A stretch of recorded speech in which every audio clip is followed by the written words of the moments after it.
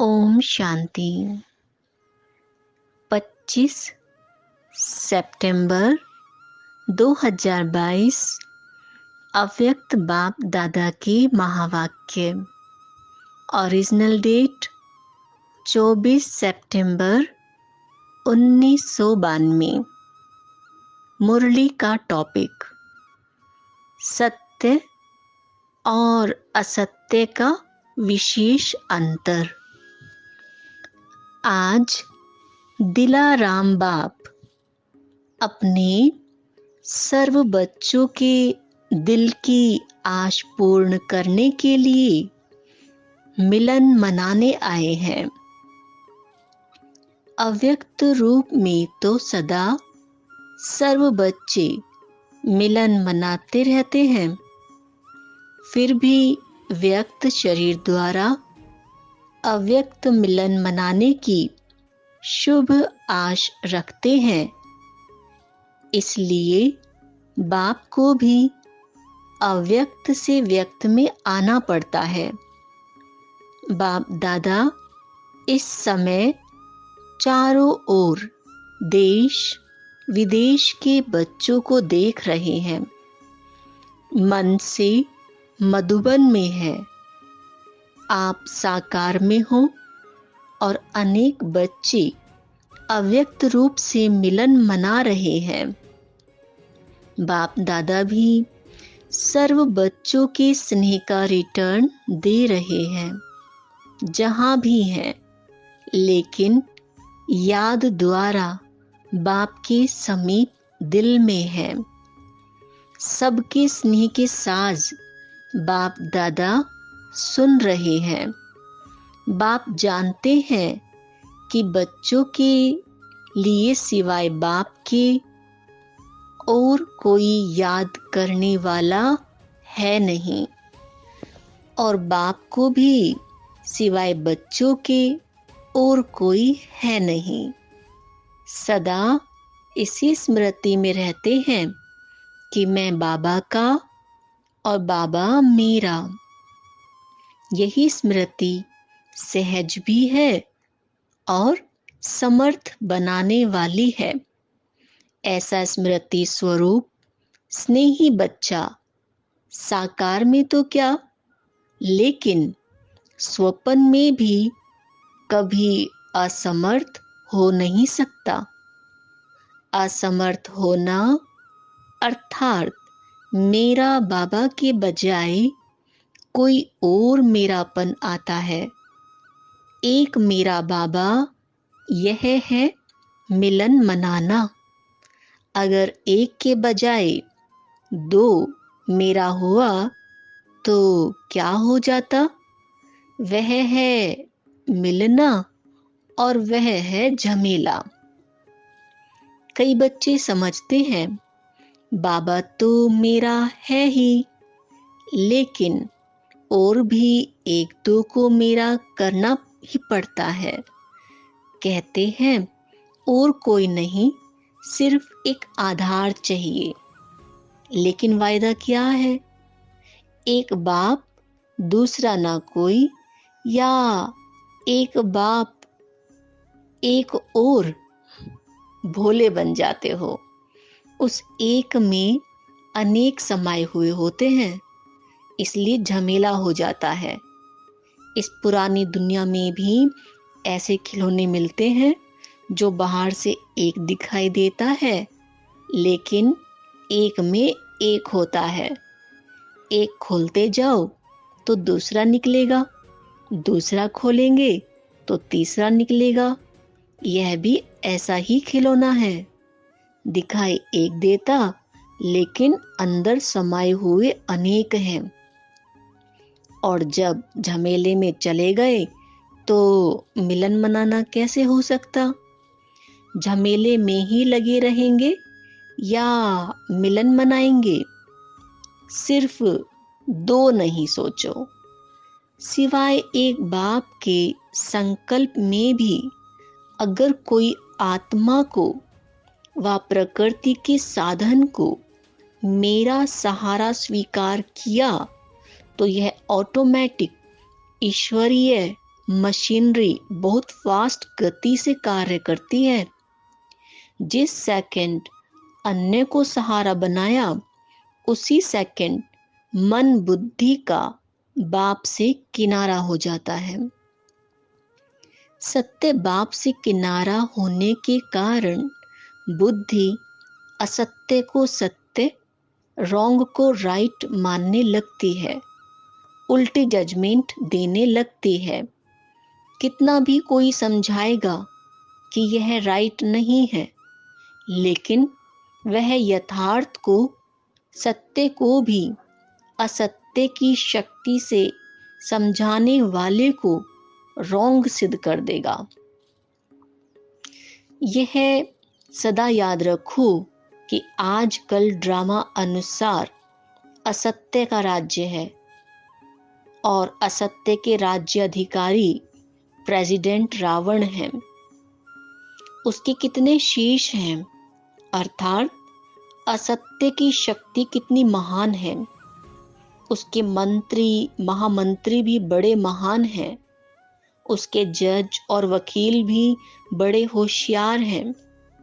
इसलिए उल्टी जजमेंट की पॉइंट्स बहुत वैरायटी और बाहर से मधुर रूप की देते हैं। इसलिए सत्य को असत्य सिद्ध करने में बहुत होशियार होते हैं। लेकिन असत्य और सत्य में विशेष अंतर क्या है? असत्य की जीत अल्पकाल की होती है, क्योंकि असत्य का राज्य ही अल्पकाल का है। सत्यता की हार अल्पकाल की और जीत सदाकाल की है। असत्य के अल्पकाल के विजयी उस समय खुश होते हैं। जितना थोड़ा समय खुशी मनाते व अपने को राइट सिद्ध करते, तो समय आने पर असत्य के अल्पकाल का समय समाप्त होने पर जितनी असत्यता के वश मौज मनाई, उतना ही 100 गुना सत्यता की विजय प्रत्यक्ष होने पर पश्चाताप करना ही पड़ता है। क्योंकि बाप से किनारा स्थूल में किनारा नहीं होता। स्थूल में तो स्वयं को ज्ञानी समझते हैं, लेकिन मन और बुद्धि से किनारा होता है। और बाप से किनारा होना अर्थात सदा काल की सर्व प्राप्तियों के अधिकार से संपन्न के बजाय अधूरा अधिकार प्राप्त होना। कई बच्चे समझते हैं कि असत्य के बल से असत्य के राज्य में विजय की खुशी व मौज इस समय तो मना ले, भविष्य किसने देखा, कौन देखेगा, हम भी भूल जाएंगे, सब भूल जाएंगे। लेकिन यह है असत्य की जजमेंट है। भविष्य वर्तमान की परछाई है। बिना वर्तमान के भविष्य नहीं बनता। असत्य के वशीभूत आत्मा वर्तमान समय भी अल्पकाल के सुख के, नाम मान शान के सुखों के झूले में झूल सकती है और झूलती भी है, लेकिन अतीन्द्रिय अविनाशी सुख के झूले में नहीं झूल सकती। अल्पकाल के शान, मान और नाम की मौज मना सकते हैं, लेकिन सर्व आत्माओं के दिल के स्नेह का, दिल की दुआओं का मान नहीं प्राप्त कर सकते। दिखावा मात्र मान पा सकते हैं, लेकिन दिल से मान नहीं पा सकते। अल्पकाल का शान मिलता है, लेकिन बाप से सदा दिल तख्त नशीन का शान अनुभव नहीं कर सकते। असत्य के साथियों द्वारा नाम प्राप्त कर सकते हैं, लेकिन बाप दादा के दिल पर नाम नहीं प्राप्त कर सकते, क्योंकि बाप दादा से किनारा है। भविष्य की बात तो छोड़ो, वह तो अंडरस्टूड है, लेकिन वर्तमान सत्यता और असत्यता की प्राप्ति में कितना अंतर है। एक दूसरा मेरा बनाया अर्थात असत्य का सहारा लिया, कितना झमेला हुआ। कहने में तो कहेंगे और कुछ नहीं, सिर्फ कभी कभी थोड़ा सहारा चाहिए, लेकिन वायदा तोड़ना अर्थात झमेले में पड़ना, क्या ऐसा वायदा किया है? एक मेरा बाबा और कभी कभी दूसरा भी अलाउ है? यह लिखा था क्या? चाहे अल्पकाल के नाम मान शान का सहारा लो, चाहे व्यक्ति का लो, चाहे वैभव का लो, जब दूसरा ना कोई तो फिर दूसरा कहां से आया? यह असत्य के राज्य के झमेले में फंसाने की चतुराइयां हैं। जैसे बाप कहते हैं ना, मैं जो हूं, जैसा हूं, वैसा मुझे नंबरवार जानते हैं। ऐसे असत्य के राज्य अधिकारी रावण को भी जो है, जैसा है, वैसे सदा नहीं जानते हो। कभी भूल जाते हो, कभी जानते हो। राज्य अधिकारी है तो यह ताकत कम होगी। चाहे झूठा हो, चाहे सच्चा हो, लेकिन राज्य तो है ना, इसलिए अपने को चेक करो, दूसरे को नहीं। आजकल दूसरों को चेक करने में सब होशियार हो गए हैं। बाप दादा कहते हैं अपना चेकर बनो और दूसरों का मेकर बनो, लेकिन करते क्या हो? दूसरे का चेकर बन जाते हो और बातें बनाने में मेकर बन जाते हो। बाप दादा रोज की हर एक बच्चे की कौन सी कहानियां सुनते हैं? बहुत बड़ा किताब है कहानियों का। तो अपने को चेक करो।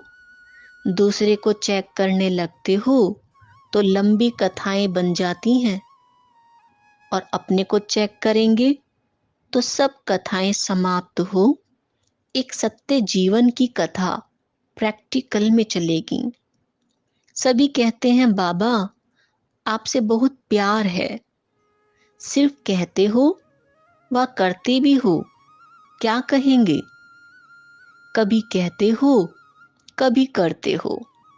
बाप के प्यार का प्रत्यक्ष सबूत बाप ने दिया। जो हो, जैसे हो, मेरे हो। लेकिन अभी बच्चों को सबूत देना है। क्या सबूत देना है? बाप कहते हैं जो हो, जैसे हो, मेरे हो। और आप क्या कहेंगे?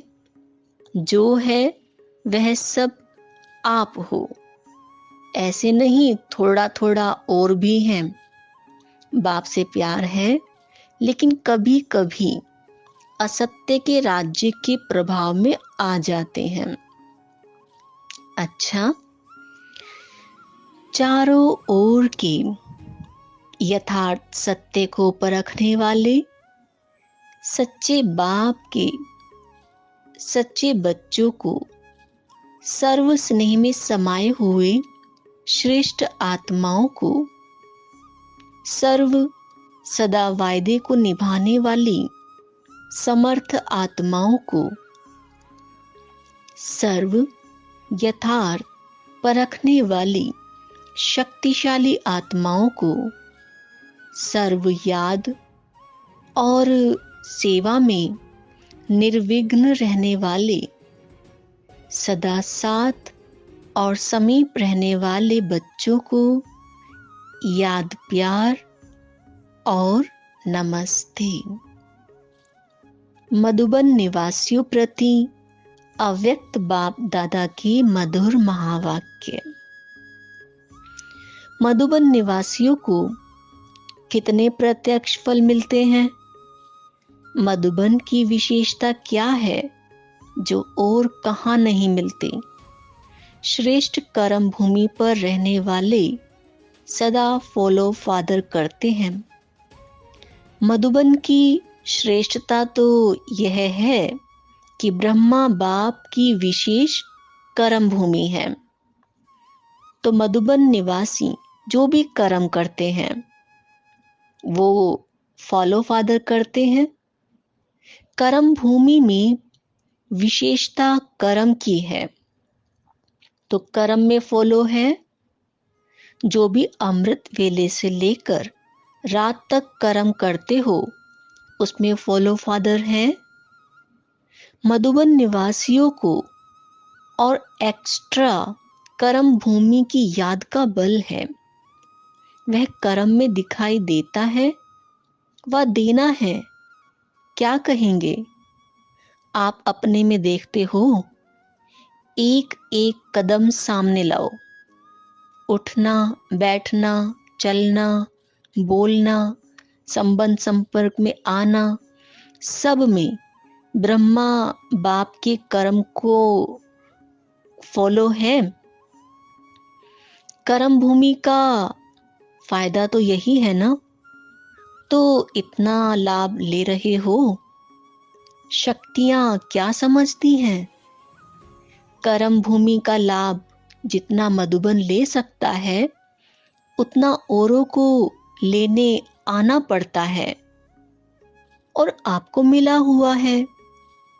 वरदान भूमि है, कर्म भूमि है, तो हर कर्म वरदान योग्य है। जो कोई भी देखे तो मुख से वरदान निकले, इसको कहेंगे वरदान भूमि का वरदान लेना। चाहे साधारण कर्म कर रहे हो, लेकिन साधारण कर्म में विशेषता दिखाई दे, यही मधुबन की विशेषता है ना। विशेष ब्रह्मा बाप की अपने कर्म भूमि में रहने वालों के प्रति यह विशेष श्रेष्ठ आश है कि मधुबन का एक एक ब्राह्मण आत्मा, श्रेष्ठ आत्मा, हर कर्म में ब्रह्मा बाप के कर्म का दर्पण हो।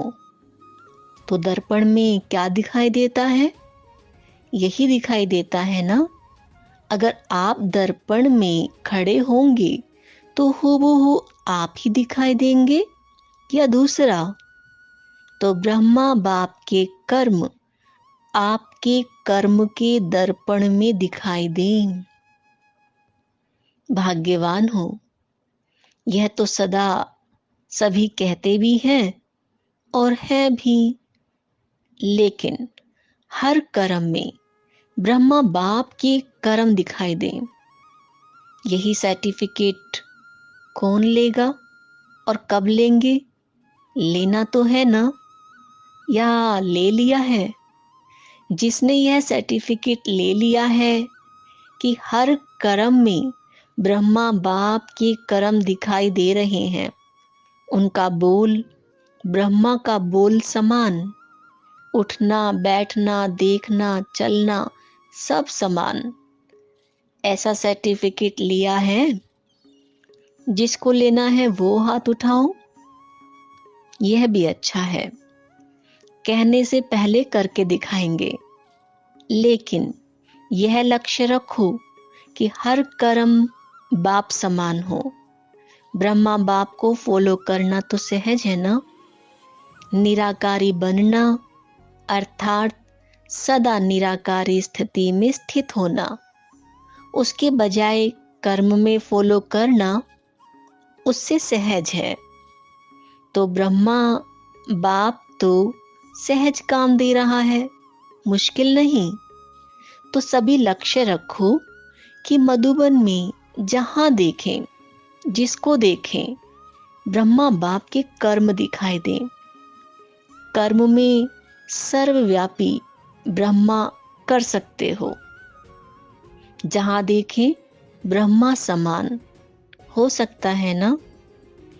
मधुबन की महिमा अर्थात मधुबन निवासियों की महिमा मधुबन की दीवारों की महिमा नहीं है, मधुबन निवासियों की महिमा है। मधुबन की महिमा चारों ओर से रोज सुनते हो। मधुबन निवासियों की महिमा जो होती है वह किसकी है? आप सबकी है ना। नशा तो रहता है कि हम मधुबन निवासी हैं। जैसे यह नशा है वैसे यह नशा भी प्रत्यक्ष दिखाई दे कि यह ब्रह्मा बाप के समान फॉलो फादर करने वाले हैं। अच्छा, सभी संतुष्ट हो? कुछ सैल्वेशन चाहिए? सैल्वेशन की भूमि में बैठे हो? कितने बेफिक्र बैठे हो। शरीर की मेहनत करते हो और तो सब बना बनाया मिलता है। जो शरीर की मेहनत करते हैं उनको एक्सरसाइज की मेहनत कराते हैं। आप तो लक्की हो ना जो एक्सरसाइज नहीं करना पड़े, हाथ पांव चलते रहते हैं। जितना जो हार्डवर्क कठिन परिश्रम करता है उतना वह सेफ है, माया से भी और शरीर की व्याधियों से भी। बुद्धि तो बिजी रहती है ना, और फालतू तो कुछ नहीं चलेगा। तो जो सदा बिजी रहते हैं वे बहुत लकी हैं, इसलिए अपने को फ्री नहीं करना। चलो बहुत समय कर लिया, अब फ्री हो जाएं। बिजी रहना खुश नसीब की निशानी है। खुश नसीब होना अपने को सदा बिजी रखना। अच्छा, अभी बाप दादा को करके दिखाना, समझा? ब्रह्मा बाप की विशेषता सूरत में क्या देखी? गंभीरता के चिन्ह भी और मुस्कुराहट भी। गंभीरता अर्थात अंतर्मुखता और साथ साथ रमणीकता। अंतर्मुखता की निशानी सदा सागर के तले में खोए हुए गंभीर मूर्त, मनन चिंतन करने वाला चेहरा, और फिर रमणीक अर्थात मुस्कुराता हुआ चेहरा। तो दोनों ही लक्षण सूरत में देखे ना। ऐसे आपकी सूरत भी ब्रह्मा बाप के कॉपी स्वरूप हो। सूरत और सीरत से ब्रह्मा बाप दिखाई दे, क्योंकि ब्रह्मा बाप का सेवा स्थान कर्म भूमि तो मधुबन है ना। तो इस भूमि के रहने वालों द्वारा वही कर्म सेवा प्रत्यक्ष होनी चाहिए। इसी आशा के दीपक को सदा जगाओ। ब्रह्मा बाप की आप बच्चों प्रति यही आश है। अब ऐसी दीपावली मनाओ। बाप दादा की इस एक आशा का दीपक जगाओ। जब हर एक यह दीपक जगाएगा तो दीपमाला तो हो ही जाएगी ना।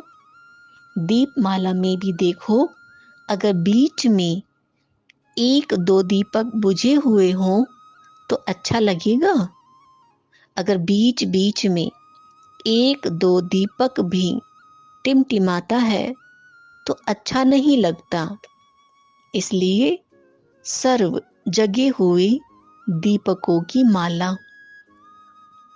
मधुबन निवासी सब जस्टिस होने चाहिए, सेल्फ जस्टिस। कोई भी बात करने के पहले स्वयं जज करो, तो ना स्वयं का समय जाएगा और ना दूसरों का। मधुबन तो पीस पैलेस है। मन की भी पीस, मुख की भी पीस। तब मधुबन पीस पैलेस से पीस की किरणें फैलेंगी।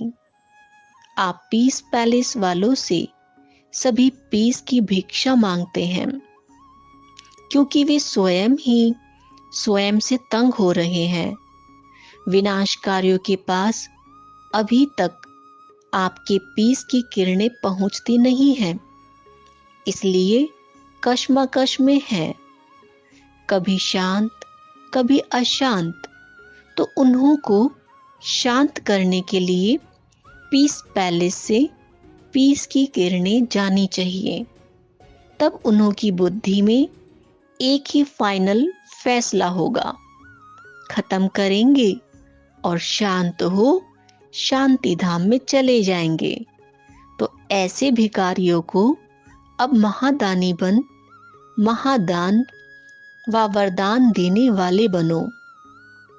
बाप दादा तो सदा समझते हैं कि मधुबन वाले विश्व को बाप दादा के समीप लाने वाले समीप रतन हैं।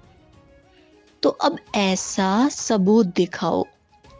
जब ब्रह्मा बाप समान सब कॉपियां तैयार हो जाएंगी, तब बेहद का बारूद चलेगा, पटाखे छूटेंगे और ताजपोशी होगी।